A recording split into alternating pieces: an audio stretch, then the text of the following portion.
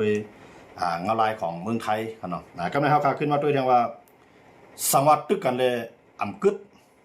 ที่เป็นจึงกว่าเพราะนอกเมืองต่างเมืองเข้ามาที่หามไรเนี่ยเข้ามาตัวเฮียงสองเมืองเนี่ยมันกว่ากันจึงเนี่ยข่าวอยู่เนี่ยว่าพี่น้องเขาหลายๆก็ได้ใครหู้อยู่ว่าเฮียงเมืองไทยเลยเฮียงเมืองกัมพูชาเนี่ยขับปืนกันจึงเนี่ยลองใจเครื่องหนักๆเนี่ยลองใจเงินในการตัดต่อสู้ในการซื้อกว่าเนี่ยเขาขามาด้วยก็ต้องกันขนาดกันในข่าวที่เอาอันดังผ่ายทั้งเมืองไทยเขาหุบจูมาไว้ลองเฮียงไทยก็คือเฮียงมาเฮียงมันใส่เฮียงกัมพูชามีก็คือในขนาดในเขาขามาด้วยครับก็ในป้อเฮียงเงินขนาดเฮียงเงินตัดต่อสู้ในปังตึกกว่าในขนาดไทยในเดมีอยู่5เฮียง730 ล้านดอลลาร์ค่ะเนาะ3 ล้านปอนด์มันค่ะเนาะอันนี้เป็นล้านดอลลาร์ค่ะเนาะก็ในกัมพูชาเนี่ยมีอยู่1เฮียง3 ล้านดอลลาร์เนาะ1เฮียง3 ล้านเลย5เฮียง730 ล้านดอลลาร์เนี่ยมันก็กว่ากันนั่นมาแต่ได้ใจเงินในบางตึกนี่ค่ะนะก็ในเขาขึ้นมาด้วยเทียงว่าเฮียงซึก2มื้อในเฮียงซึกเขาเปิงกันซึ่งหือไหนเนาะใครอยู่พี่น้องเขาหลายๆก็ได้ใครฮู้ค่ะเนาะก็ได้เฮียงซึกในภายไทยเนี่ยมีอยู่360,000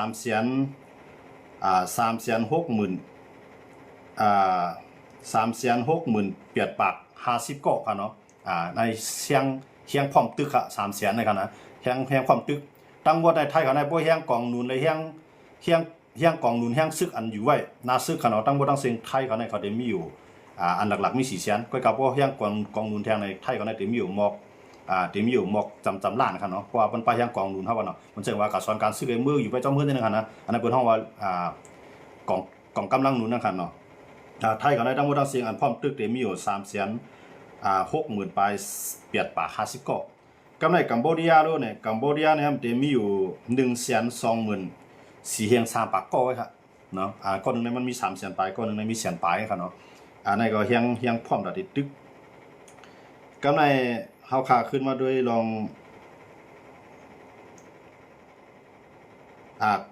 กองกำลังหนุนครับเนาะกองกำในเข้ากันพร้อมตัด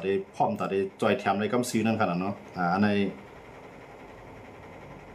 กองกำลังพลที่ประจำการครับเนาะมันแสดงว่าอันนี้เนี่ย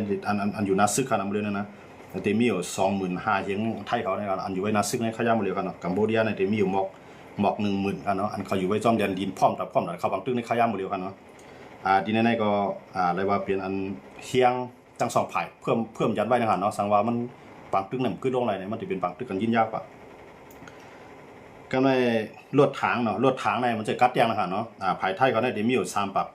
394 ลำกัมพูชาในมี2 ลำครับเนาะอันนี้เป็นรถถังครับเนาะรถถังจอมดินนะครับเนาะในยานหุ้มก่อในได้เป็นหมากก๊าซซึบก็มันเป็นหมากหนังนะครับเนาะเป็นหมากหนังอันหุ้มหมากมันเป็นหมากหนังอันนั้นมีอยู่16,000 เฮียง935 ลำครับของไทยครับเนาะกัมพูชาซ้ำมีอยู่3เฮียง27 ลำครับเนาะไทยอันในกัมพูชาครับเนาะก้อนนึงในมันมี10,000 ปลายก้อนนึงมี3เฮียงปลายครับเนาะก็ในกองหลวงทั้ง2ฝ่ายครับเนาะกองหลวงฝ่ายไทยในมีอยู่2เฮียง79 ลำก็ในฝ่ายกัมพูชาในมีอยู่486นั่นได้พวกเงาเครื่องบินในมังเป็นที่ก็มันเตรียมเลยซังมันมีหน้าหัวปางให้แล้วนะดินนั้นก็มี4 ปากปลายครับก็ไม่พวกมาด้วยดังเครื่องบินเนาะเครื่องบินดังกาหาวในครับนะเครื่องบินก็ในเครื่องบินในภายไทยในมีอยู่493 ลำครับนะเครื่องบินอันพร้อมตึกมันครับนะก็ในภายกัมพูชาในภายกัมพูชาในมีอยู่25 ลำในเป็นด้วนนะครับเนาะเป็นด้วนวางขวางอีก1ทีมือไกลนาที493 ลำในมันเป็นด้วนครับเนาะวางขวางอีก1มือทีมือไกลว่าวางเครื่องบินมันเป็นด้วนครับเนาะด้วนไทยเขามีอยู่ค่าย่าหมดเลยในไทยเขาได้มีอยู่493 ลำครับเนาะอันนั้นที่เป็นด้วนครับเนาะกำไรกัมพูชาในได้มีอยู่มือเรียได้อันมามีประจำการไว้เนาะจอมแดนดินในได้มีอยู่25 ลำไหมครับนะอันมาคืดไว้จอมแดนดินครับเนาะอันทางแห้งไว้ตั้งหลังได้ไปฮู้ครับเนาะดินในก็จะเป็นแห้ง2 ฝ่ายครับเนาะกำในเครื่องบินรบค่ะเนาะเครื่องบินตึกในภายไทยเขาในมีอยู่1 ปาก25 ลำ22 ลำค่ะเนาะเครื่องบินตึกค่ะเนาะกำในภายกัมพูชานั้นมี10 ลำครับอันนี้มันเปลี่ยนการอันเทียบกันว่าทั้ง2 ฝ่ายภายนำหรือภายทหารเนาะ ก็ในเฮลิคอปเตอร์ครับเนาะเฮลิคอปเตอร์ในภายไทยในที่มีอยู่2ปาก2ปากไป58ลำเฮลิคอปเตอร์อันพร้อมตึกครับเนาะก็ในภายกัมพูชาเนี่ยมี4ลำครับอันนี้ก็เลยว่าเป็นรองอันจันมันต่างกันจันมันเปลืองกันแห้งหน่อยครับเนาะก็ในพอมาด้วยตั้งกลางตั้งในน้ำเขามาด้วยเฮียงในน้ำในมันเหมือนเสียงว่าคือนั่นกันเนาะภายไทยในเดมีอยู่2ปาก93ลำครับอันในอยู่ในน้ำพร้อมตึกครับนะพร้อมตึกไรพร้อมสูงเฮียงก้นไรก็ในภายกัมพูชาใน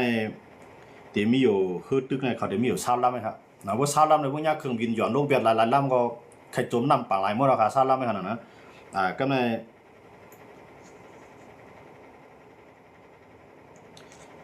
เครื่องตึกอันมาหางเฮียนใหม่ๆนะครับเนาะเครื่องตึกอันมาหางเฮียนใหม่ๆในภายไทยก็ได้ถึงมีอยู่7ลำนะอันนี้จะเป็นเปลี่ยนได้คือค่ะเนาะเปลี่ยนคือค่ะเนาะคือกันพร้อมตึกอันตึกยาวก็อัปเกรดใหม่ๆนะครับเนาะเฮ็ดสร้างขึ้นมาใส่อุปกรณ์ใส่เครื่องระนาบอันขึ้นกราฟมันขึ้นมาเนี่ยภายไทยในจะมีอยู่7ลำครับภายกัมพูชาเนี่ยมี4ลำค่ะเนาะสามารถตึกกันขึ้นมาตี้ๆครับเนาะมื้อแล้วก็ตึกกันเตี้ยครับก็ว่าพอเข้ามาด้วยเนี่ยมันไปเจ้าอะไรง่ายๆครับเนาะเฮาเข้ามาด้วยไลกำไรคืออันคือจอบซอกเนาะคือตรวจเพื่อนจอบซอกในนั้นนำนะครับเนาะภายเมืองไทยในที่มีอยู่7ลำครับภายกัมพูชาในที่มีอยู่13ลำอันในสังเกตว่าหลุดตึกมาในเอาจอบซอกจอมผังปางหลายจอมนั้นปางหลายไพมันนะครับเนาะภายกัมพูชาในที่มีอยู่13ลำครับไทยในมีอยู่70ครับเนาะมันกว่ากันนำที่ครับเนาะสังวัดตึกกันมาในซึ่งมากก็ยาวเพราะว่ามันมีเมืองที่3เข้ามาอยู่ในกัมพูชาในเหลียวพองครับนะกำไรอันไทยในเขามีจรวดเนาะมีหลายเจอหลายรองครับเนาะอยากก็มีตัวในกัมพูชาหลายซื้อก็กับไทยในเฮ็ดเอากล้วยอันซื้อก็มีพองกำไรกัมพูชาเนี่ยทำไรซื้อหมดหมดเฮ็ดทั้งกล้วยครับเนาะแต่ว่าผู้นำในมันกว่ากันเหมือนเช่นหนังผู้นำกัมพูชาในมันสามารถหนาเปลี่ยนใหญ่เนาะใจคนเมืองในเพราะว่ามีปัญหาการเมืองภายในมาเหมือนเช่นว่าเสียงกลางใจเรียบรุดย่อมมาคนเมืองพวกเกี่ยวมาสร้างปัญหาบางตึกต่อเวียดนามสร้างปัญหาบางตึกต่อลาวกำลังสร้างปัญหาบางตึกต่อไทยที่ไหน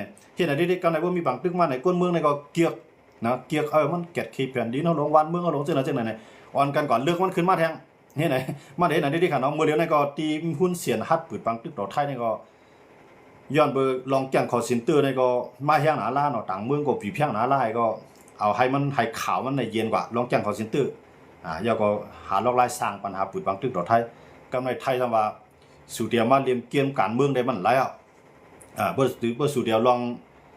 องการเมืองภายในสุเดียมาเรียนเกมการเมืองภายเฮาในมันรู้เอาก้นเฮาปลายก้นเมืองในเดลปลายเนี่ยมันใจการเรียนเนี่ยเนาะไทยทำว่าตีป้อให้หลับตาให้กูเนาะป้อแหมงูก็อย่าไปแหมให้มันหรือแหมให้หังหรือแหมให้หลังมันฮักกับเดียวนั่นค่ะเนาะแต่ว่ามือเลยได้ไทยเขาเนี่ยก็พร้อมตาที่สั่งสอนกัมพูชาเนี่ยอันนี้ก็เป็นจริงคือมาเที่ยงเนี่ยเฮาขาดสองก็ขึ้นมาสืบรายงานบันพี่น้องผู้ปัญญาเขาค่ะเนาะอันนี้ได้ไปด้วยประธานาธิบดีโดนัลด์ทรัมป์ได้นั้นก็คำในนะเพื่อนตั้งเขาได้เปลี่ยนกลางวันเมืองเขาขนาดนะเดททั่วมาหาจอมพ่อหลวงนุทินเมืองไทยว่าจะหือย่อก็เดททั่วกับหาคุณมาเนียผู้นำเมืองกัมพูชาว่าจะหืสังเกตว่าไผ่ก็กัมพูชาได้มันตื่นเดทถอมย้อนเบอร์สังเลยมันเปลี่ยนไผ่ซุ่มปูนให้กูไผ่ค่ะเนาะอำว่าตั้งการเงินว่าตั้งการซื้อคำว่าลองหมันเมียนจ้อมเพิงเปลี่ยนจ้อมลองหมันเมียนในการต่อสู้นั่นก็เขาพิดว่าเขาเป็นไผ่ห้างหมักกลางหมักย่อก็เขาเป็นไผ่ยื้อใส่เมืองไทยตั้งแทงเนาะนั่นเขาดึงเสียเปรียบเนาะเพราะว่าซุ่มปูนให้กูไผ่กำไรไทยเขาทำว่าต่อสู้กับจ้อมขัดจ้อมตอนมันไทยเขาลาดว่าเข้าอ่ำใจมีเป้าหมายแต่ได้ยึดเมืองกัมพูชากวยกาอันเป็นเพียนดินไทยอันไรมีไว้ขอตกลงกันเจ้านั้นมือหลาย10 ปีพ้นมานั่นให้ขึ้นเปลี่ยนของไทยเสียงอันเป็นข้อผิดพลาดเจ้านั้นให้ไทยในกุ้มกำไรก่อนมือไรแลเงาลายมันดีเข้าจ่องไกมาอุบกันลีเสเลปักลักเหรียญดินเฮาลีนะครับว่าเนาะไทยเขาได้พร้อมว่าพร้อมตอนตัดเด็ดโต้ภัยกัมพูชาในโคตรลงกับกำหนึ่งแล้วก็ให้ยอมว่าที่เฮ็ดจึงก็ให้ไทยในเป็นอยู่ภายกำหนดกฎเกณฑ์นะครับเนาะมันจึงว่าไทยเอาในได้สู่ได้จึงเข้าได้จึงในให้ไทยในก็เป็นกวนก็ตั้งเปลืองมันต่อถึงมื้อนั้นก่อนไทย2ได้ยอมกึดปางตึกต่อกัมพูชาเนี่ยอันนั้นก็คุณสินค้าคุณมันเนี่ยได้นอนรับอยู่ครับเนาะลูกนางเมงก็วนไว้ว่าได้ปลายก็ทั้งหลายเนี่ยเนาะคำมาไปตัวเงาลายมันติเป็นซื่อเนี่ยได้ก็อยู่ที่ประธานาธิบดีโดนัลด์ทรัมป์ได้ได้เรียนเงาลายเกมการเมืองซื่ออันนั้นก็โดนัลด์ทรัมป์ได้ได้ชั่วคุณมันเนี่ยเขาหุ้นเสียนเขาไว้แล้วก็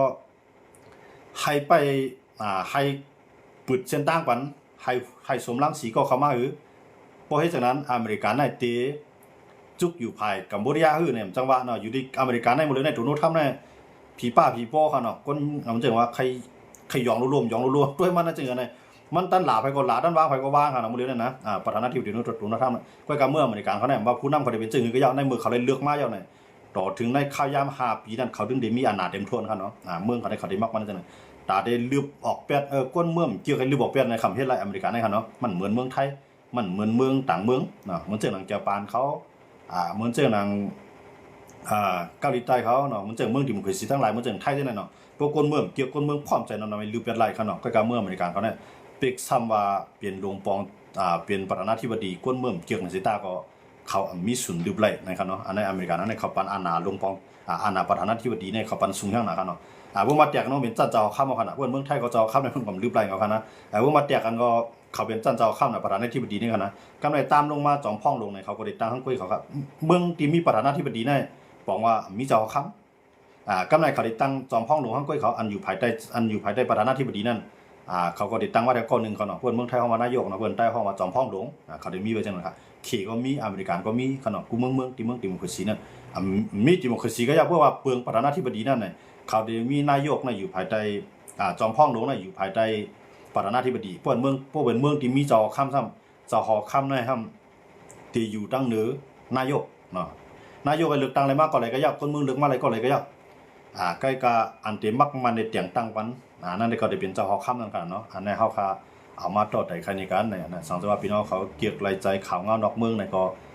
หนังปอติไรคู่คือตั้นในพี่น้องใต้อยู่ในเมืองไทยก็เลยอยู่ต่างเมืองก็เลยเพราะมีวาสนาเกียกสูงข่าววางการเมืองในเมืองนอกเมืองเนี่ยเฮาขามาแลกปีนึงก็ไล่เนี่ยมาปั่นแห้งกันในแค้นโจมในครับเนาะ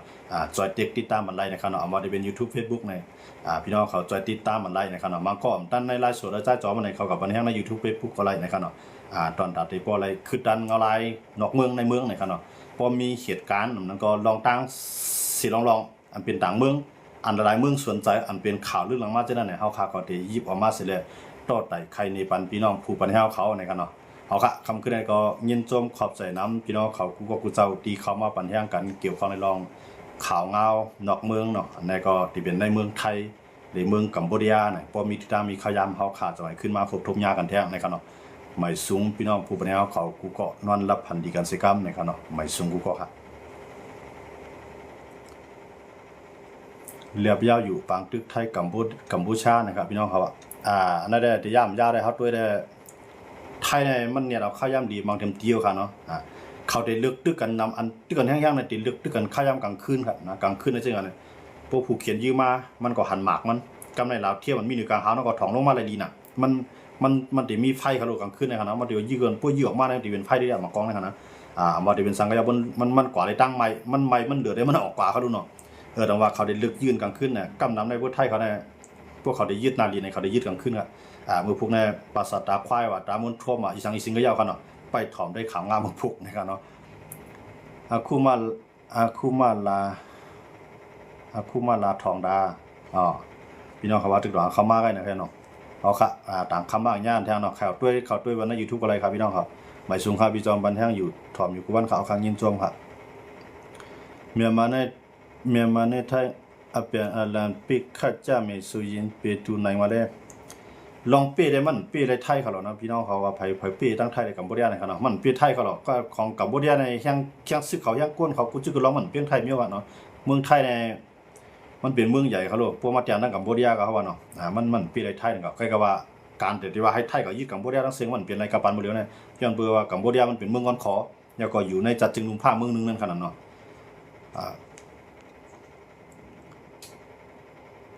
หมายสูงนอนละพันลีค่ะเอาค่ะยินจมค่ะนะยินจมพี่น้องเขาที่เตรียมต่างเข้ามาค่ะเนาะเขาก็พี่น้องเขาเตรียมมามันก็ไปตั้งไรอ่านค่ะเนาะมาอันก็ไรอ่านกว่านี่ก็อยู่มีพี่น้องเขาได้หันใจบ้านนะครับเนาะเอาค่ะยินจมค่ะเมื่อมาในไทยมาปีในงานก็ปู่อากองเลยเนี่ยเพราะว่าเอาเฮียงว่าเผยได้เฮียงใหญ่หรือเผยทั้งไผ่ไทยในกัมพูชาเลยเพราะว่าอย่างก็กัมพูชาในเปลี่ยนนกปิดนกมันคือมาเฮียงไทยนั่นเป็นนกคุ้งเพราะว่ามันแยกกันกันนั่งกันนะ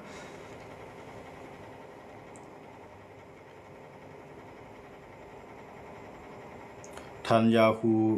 เฮอนุทินเข้มเตะนะฮะเอาค่ะยินจมครับ าหาลือการมากกว่าอำตันคืดค่ะไปกว่าปันแห้งใน YouTube เอาค่ะยินจมค่ะยินจมอย่างนั้นค่ะเนาะต่างกันในเพจพังคาปีเอาค่ะในเฟซก็ต่างกันอยู่ค่ะเนาะเอาค่ะยินจมค่ะพี่น้องเขาหวังก็ไปตันมาทบยากกันในไลฟ์สดในก็ปันแห้งกันทั้ง YouTube ก็ไลฟ์ Facebook ก็ไลฟ์ค่ะเนาะมันทั้งไทยว่าพี่น้องว่ามันทั้งไทยในฮะมันทั้งไทยใน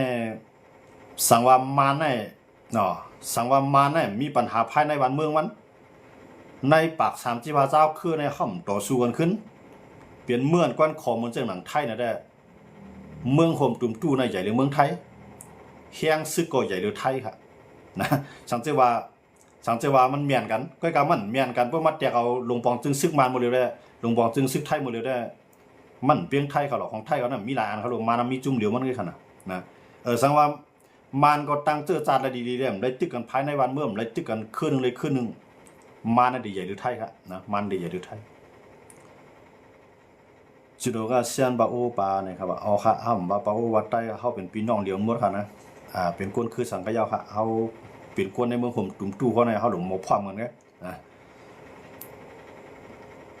ตัวตั้งเพศออกมันค่ะไปตัวอยู่กับวันค่ะเอาค่ะหลายวันในค่ะออกเข้าตั้งกว่าเหลีอีดอนในก็อำไรล่วงปันค่ะพี่น้องค่ะอำตั้งไรถอมยาวคำในเอาค่ะเข้ากับปันแท่งใน YouTube อะไรค่ะเนาะปัญหาลองเขียนเลยญี่ปุ่นเยียนยาวค่านะครับเอาค่าด่างคำ200ขึ้นออกมาต่อแต่ใครบันพี่น้องผู้บันทึกเขาค่ะเนาะปีก้นเกี่ยวนะครับเนาะเอาค่ะเกี่ยวปานได้เขียนนั่นไปยาวค่ะตึกเคียงกันไว้อยู่ค่ะเนาะตึกเคียงกันไว้ก็ว่าแจ้งว่าเคียงเอามันไปตึกไว้บนเมืองใหญ่พดตึกกันมากก็มันติเป็นบางตึกลุงภาพปอกคำ3นะคะเนาะมันติไปตึกง่ายๆเนาะก็มันเคียงกันไว้อยู่ค่ะนะเมืองเขียนเลยเมืองเกี่ยวปานคาลุเยียนกันยาวค่ะลุงจอมเอาค่ะโมเดลได้ไปลองเคียงได้ไปเยียนฮะก็ว่าให้ตึกกันก็ไปมีนังเอาค่ะเนาะหมายชุงข้าใจจอมทอมอยู่ตาเสค่าในค่ะเนาะเอาค่ะยินจอมค่ะที่ปันแห้งกันค่ะเนาะยินจอมอย่านำค่ะที่พี่น้องเขาปันแห้งกันบอกมีพี่น้องเขามาปันแห้งเอาค่ะของหัวเดี๋ยวมาลัดในไผค่ะเนาะย่อมเพื่อว่ามีพี่น้องเขาปันแห้งเอาค่ะเขาจังไรมีแห้งใจค่ะเนาะใน YouTube ได้ลงจอมกำเหลียวค่ะเอาค่ะกำเบิกค่ะเฮาเลยพอข่าวอะไรคือลือไล่สดก็ยก็ค่ะก็ได้ลงปันอยู่ค่ะเนาะปันแห้งกูวันคาบีในค่ะเนาะเอาค่ะยินจอมค่ะยินจอมที่ปันแห้งกันค่ะเนาะเฮาได้อากูเพียวดาและขันปาเดในค่ะเนาะเอาค่ะยินจอมค่ะหมายสูงค่ะพี่จอมค่ะยินจอมหมายสูงมันกันค่ะเนาะ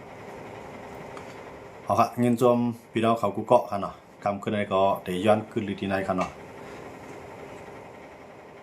อากูเนี่ยส่งชินปาเดในค่ะเนาะเอาค่ะ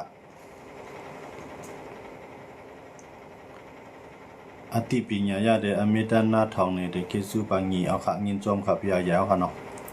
ให้ขึ้นใหญ่คือเฮืองค่าในค่ะเนาะเอาค่ะยินจอมเหมือนกันค่ะกัมพูชากับไทยอย่างการงานเตยังไงครับผมนะครับเปิดว่าเข้าใจกันนะพี่น้องเขาเตรียมว่าเป็นเลขไทยกันนะกัมพูชากับไทยใครว่ากัมพูชากับไทยบางตึกกัมพูชาเลยไทยในเปลี่ยนชื่อพองค่าใครว่าไหนครับเราครับผมพี่น้องเขาพูดเตรียมเลขไทยมันเตรียมให้มันเลี้ยงให้ความหมายมันป่องกันนะครับเนาะเขาอ่านได้ก็ว่าอันนี้ความหมายมันป่องกันนะครับเนาะวันพี่น้องครับมีเตรียมหมายก็ไรครับเนาะตาไก่ขึ้นจำนาคาลูขึงไล่ไหลขาหลาตัวเลี้ยวเอาค่ะใต้เขาได้ไปตัวเงาลายมันก่อนค่ะเนาะใต้เขาได้ไปป้อวาละไปป้อวาไล่ไหลค่ะเนาะมือเลยค่ะนะหมายช่วงข้าใจจอมไปตัว2 คำในหันใจจอมไล่สดเอาค่ะ2 คำในเอาค่ะก็มีการมีงานในออกข้าวใต้หลีเลียนอีดวนนะคะเนาะไล่มาพบทมยาพี่น้องผู้ปนิหารเขาค่ะเนาะยูเคียนราชาคารุปีในค่ะเนาะลองยูเคียนในราชาในก็ตึกมีลองตึกกันอยู่ที่ค่ะเนาะไปกับไปเยาะเนาะพวกต่างคำมา2 ขึ้นมาลัดในกันค่ะเนาะว่าได้ไทยไปลืมเนาะใจจอมนะครับลองว่าได้ไทยนั่นได้เอาหมดเลยในไทยในปัญหาเขาถือขอบนาไว้ครับมันดิไปต้นมายุงลองว่ากันนะมาช่วงข้าปัญหาอยู่ข้างในค่ะเนาะเอาข้างยินจมค่ะที่พี่น้องเขาปัญหากันค่ะเนาะมาช่วงข้าพี่จอมเอาข้ามีชุมมันค่ะไล่ใจถ่อมข่าวพี่ใจจอมสีเปิ้นค่ะมันขึ้นใจดินคัดขึ้นใจลีคาในค่ะเนาะข้างยินจมค่ะนะยินจมที่พี่น้องเขาเกี่ยวไล่ใจค่ะเนาะเอาค่ะยินจมพี่น้องเขากูเกาะค่ะเนาะ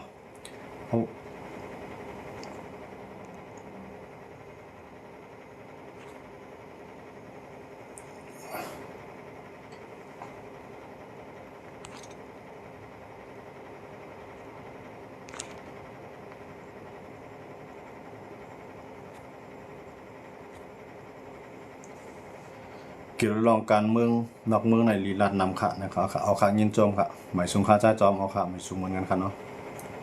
ใครปีจอมเปลี่ยนตัวเตียนโคไลเส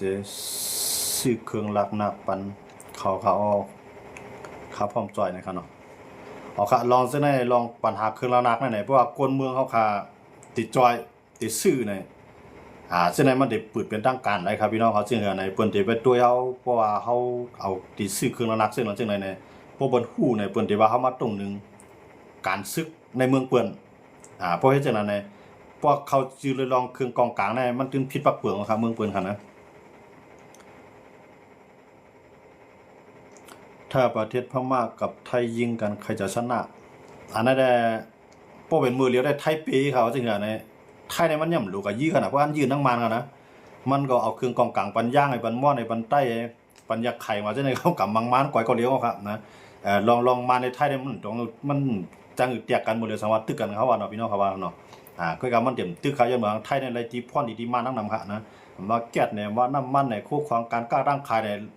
ไรกล้าขายดอกมาไรส่งออกดอกมาเนี่ยมันนำแห้งนะครับนะไทยในคำลาลีกับตึกค่ะนะสังว่าตึกกันมาเจอพี่น้องเขาว่าได้มันดื้อเปียไทยขนาดเนาะของไทยในครับมีไผมายืมมันมาในบ้องว่าไทยกับครึ่งกองกลางมันครึ่งกองกลางมันเจ้าคือจังได๋ก็มันบ่ยากกินเอาครับมาบึกก้อยครับเนาะหมายถึงคำในอำตั้นไรทอมข่าวพี่จอมไล่ใจทอมดาเสียค่ะเอาค่ะยินจอมค่ะที่พี่น้องเขาปันแห้งกันค่ะเนาะหมายถึงค่ะให้อยู่ลีมีเงินเสียกำค่ะเอาค่ะให้เหมือนหนังซบหนังความให้มีเงินมีคำเหมือนกันนะครับเนาะเอาค่ะคำก็ได้ก็อันไรอ่านเป็นข้อความด้านถึงพี่น้องเขาอันไรอ่านก็ลีอันไปอ่านก็ลีที่คำก็ได้ก็ย้อนคือลีดีในเสสังว่าพี่น้องเขาเกี่ยวไรใจในก็จอยติดตามปันไล่ในครับเนาะอันข่าวไปด้านไรอ่านป้าเนี่ยนั่นก็ไรอ่านเมียนยาจะในก็ให้พี่น้องเขาว่างขวางปันในครับเนาะไม่ซุ่มกันกูเกาะเสกรรมค่ะไม่ซุ่มรับพันดีกันนะครับเนาะ